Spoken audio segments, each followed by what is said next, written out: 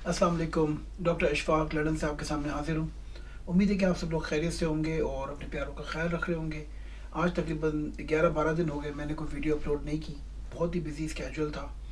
तो आज मैंने सोचा कि थोड़ा सा वक्त है तो कुछ अच्छी बातें शेयर करूँ। आज का मेरा टॉपिक बहुत ही इंटरेस्टिंग और इम्पोर्टेंट है। सबसे पहली बात तो ये कि मेरी खुशकिस्मती है कि मैं अल्लामा इकबाल पे बात करने की हिम्मत अल्लाह ने मुझे दी और मैं वो बात करता भी हूँ। और इकबाल का पैगाम जहाँ तक मैंने समझा है उसमें हो सकता है कुछ खामियाँ हों, कुछ कोताहियाँ भी हों, तो उसके लिए मेरी आपसे माजरत है। आज का जो मेरा टॉपिक है वो बड़ा ही इम्पोर्टेंट और बड़ा इंटरेस्टिंग है कि दुआएं कबूल क्यों नहीं होती।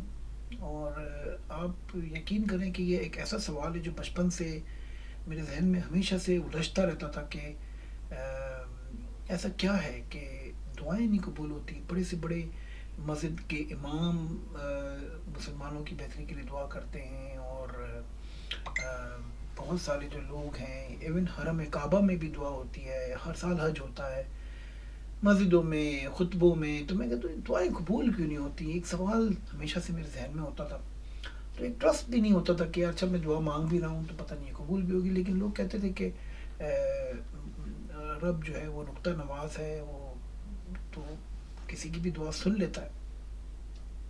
लेकिन अंदर से एक दिल में होता था कि भाई ऐसी क्या वजह है कि हमारी दुआ कबूल नहीं होती, लोगों की दुआएं कबूल क्यों नहीं होती।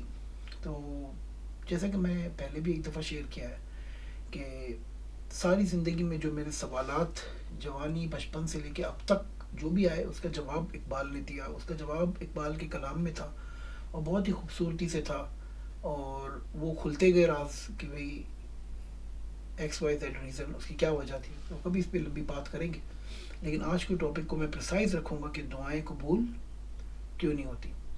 तो आपके कभी एक पल सोचें, जहन में रखें कि ऐसा क्या है। आपके जहन में क्या आता है कि क्या जो दुआ कर रहा है वो गुनाहगार है? नहीं, आप अगर उसको गौर से देखेंगे तो हो सकता है वो नमाजी हो, वो परहेजगार हो सकता है कि वो रोज़ेदार हो, दिन रात वो इबादत करता हो, लेकिन फिर भी आप देखें कि दुआएं कबूल नहीं होती। और ऐसे बेशुमार वाक़यात ऐसे हैं आपको इस्लामी तारीख में मिलेंगे कि लोग उलमाए कराम के पास गए कि भाई आप मेरे लिए दुआ करें, तो उन्होंने उनको रेफ़र कर दिया किसी और के पास कि यार जाओ तुम उसके पास चले जाओ, फ़लाँ शख्स रहता है फ़लाँ के पास चले जाओ, वो तुम्हारी जो है वो तुम्हारे लिए दुआ करेगा। तो आप भी इस पे कभी सोचें कि दुआएं कबूल क्यों नहीं होती।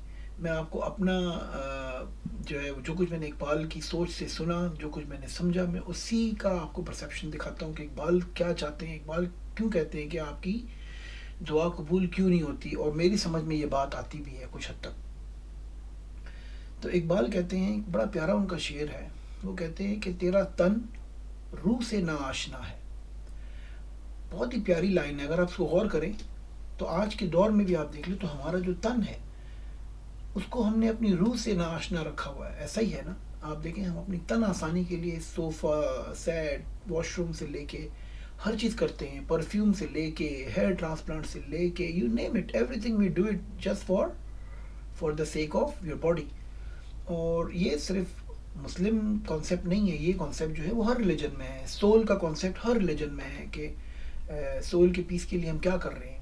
तो हमारी जो ज़िंदगी के जो पहला शेर इकबाल ने कहा कि तेरा तन रूह से ना आशना है, बेसिकली हमने अपनी रूह के लिए, हमारे तन और रूह में जो है वो कोऑर्डिनेशन नहीं है। रूह कुछ और पर्पस के लिए बनी थी और जिसम कुछ और कर रहा है, तो वो नाशना ही है। There is bit of contradiction between them. तो और रूह क्या है? रूह हमें सबको पता है कि अल्लाह ताला ने कुरान में फरमाया कि रूह जो है वो मेरी रूह मैंने आदम में फूकी। तो बेसिकली वो रूह हम में जो है वो बेसिकली जो है वो तमाम कायनात के जो नूर है वो हम सब में, अल्लाह ही का नूर है, उसकी ही रूह है, उसी की तरफ हमने लौट के जाना है। तो रूह की का सामान कुछ और है और जिस्म का सामान कुछ और है। जिन लोगों का तन रूह से आशना है, मतलब जिन लोगों का दोनों लाइनअप है, उनके बारे में आप देखें इकबाल क्या कहते हैं। तो हम लोगों का लाइनअप नहीं है। तो इकबाल कहते हैं तेरा तन रूह से ना आशना है, अजब क्या आह तेरी ना रसा है। तो उसमें कहते हैं कि इसमें कोई बड़ी बात नहीं है, इसमें कोई हैरत की बात नहीं है। तो इसमें तुम्हें तुम्हें हैरत क्यों हो रही है कि तुम्हारी बात ऊपर तक नहीं पहुंच रही। तो आह तेरी ना रसाएं, तुम्हारी आह, तुम्हारी फरियाद, तुम्हारी दुआ वहां तक पहुंच नहीं रही। रीज़न क्या है? पहले मिसरे में उन्होंने बताया कि तेरा तन रूह से ना आशना है। रूह किसकी है? हमें रूह तो हमें पता है कहाँ से आई है। जब आपकी रूह ही ना आशना है तो तन में और रूह में कोई कोऑर्डिनेशन नहीं है।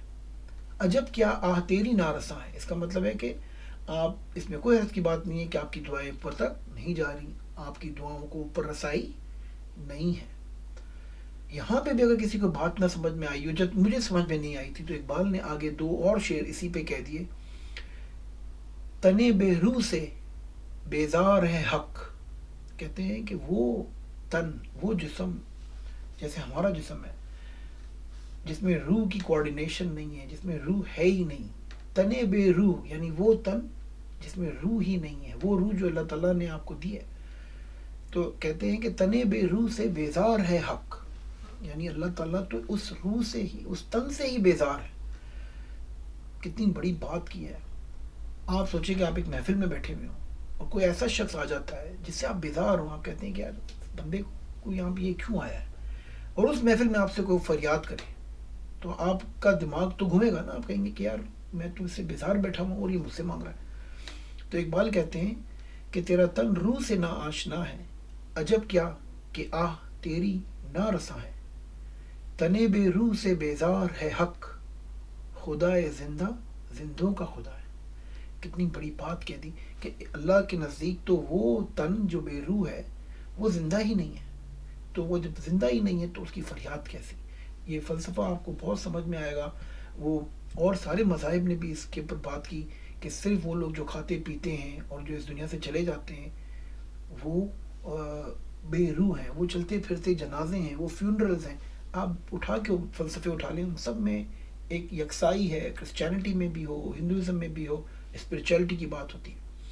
तो अब इस शेर को मैं एक बार फिर से पढ़ता हूँ ताकि आपको समझ आ जाए कि इकबाल कहते हैं कि तेरा तन रूह से ना आशना है, अजब क्या कि आह तेरी ना रसा है। तने बेरूह से बेजार है हक, खुदाए जिंदा जिंदों का खुदा है। यानी वो लोग जिनकी रूह जिंदा है, इकबाल जो है वो कह रहे हैं कि जिनकी रूह जिंदा है, खुदा तो वो उन्हीं का है। तो जब वो कुछ कहते हैं तो फिर मामला जो है वो अल्लाह ने पूरा करना ही करना होता है। ऐसे बेशुमार हमने बुजुर्गान दीन अपनी आंखों से देखे, अपनी ज़िंदगी में देखे। आज भी वो हयात हैं कि आज भी वो कोई बात कह देते हैं, आज भी वो कोई दुआ कह देते हैं तो वो पत्थर पे लकीर है, वो होती है। फिर उनकी जब लाइफस्टाइल को हम देखते हैं, उनकी लाइफ को हम देखते हैं, तो उसमें हम क्या देखते हैं, वो लोग ऐसा क्या करते हैं, उन्होंने अपनी रूह को ज़िंदा कैसे रखा हुआ है, ये मैं आपसे शेयर करूँगा दूसरी वीडियो में, क्योंकि ये वीडियो फिर बहुत बड़ी हो जाएगी और फिर शायद आप लोगों का इंटरेस्ट इसमें ना रहे। अगर आप चाहते हैं कि मैं दूसरी वीडियो बनाऊं कि अपनी रूह को ज़िंदा रखने के लिए इकबाल ने क्या फ़लसफ़ा दिया है और आप उसको कैसे ज़िंदा रख सकते हैं। बेशुमार लोग कहते हैं कि नमाज, हज, रोज़ा, लेकिन इकबाल का कॉन्सेप्ट जो है वो रूह को ज़िंदा रखने का बिल्कुल डिफरेंट है। तो आई होप कि आप लोगों को मज़ा आया हो। थोड़ा सा इकबाल की मैं बात करता हूँ तो आई फील बिट सेटिस्फाइड कि कहीं ना कहीं वो खुश हो रहे होते हैं। जज़ाकल्लाह, thank you very much. Join my YouTube channel for the second part, which I will be uploading in the next episode soon. Thank you very much. Dr. Ashfaq from London.